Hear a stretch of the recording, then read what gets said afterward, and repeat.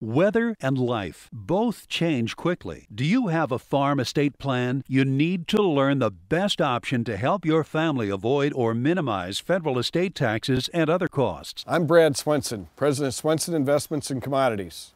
We work confidentially with farmers, ranchers, and advisors to help develop the best farm estate plan.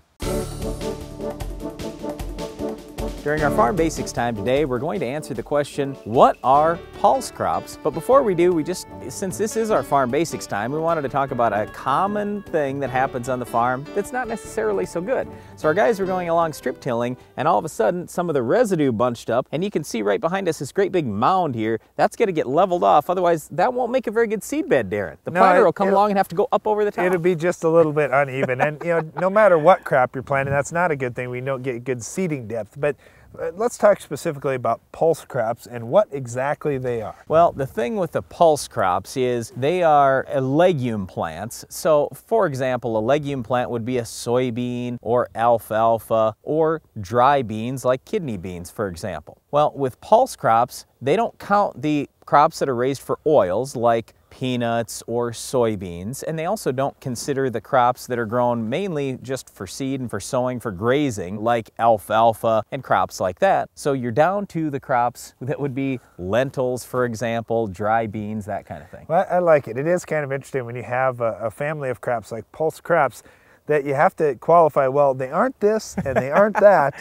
but they are this. Yep. And really with pulse crops, they're grown only in certain parts of the country, but there are quite a few of them grown. Yeah, and recently I was at a conference and a guy was talking about pulse crops a little bit, and he said, yeah, I looked up the actual definition of pulse crops, and it was some European translation had converted it to a thick soup. That's what pulse crops are.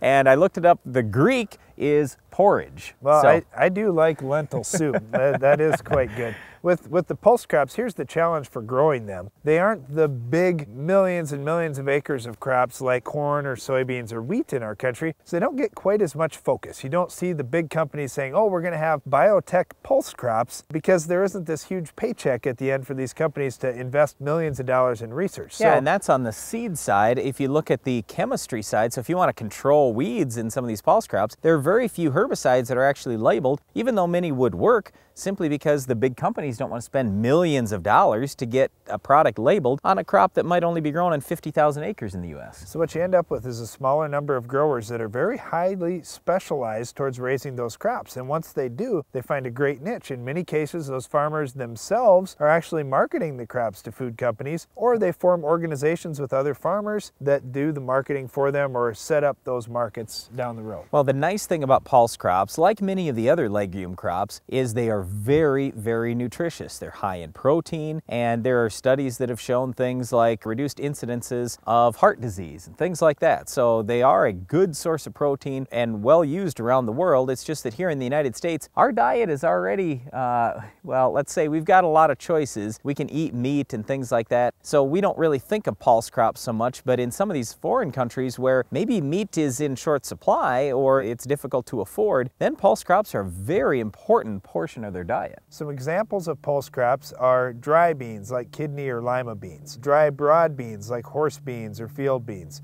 dry peas, chickpeas, dry cowpeas, black-eyed peas, pigeon peas, lentils, vetch, lupins, and a number of other minor pulses. So you got that list down, Brian? Well, I don't know about that, but I think I do have the list down on what I need to control our Weed of the Week. We'll talk about it coming up later in the show.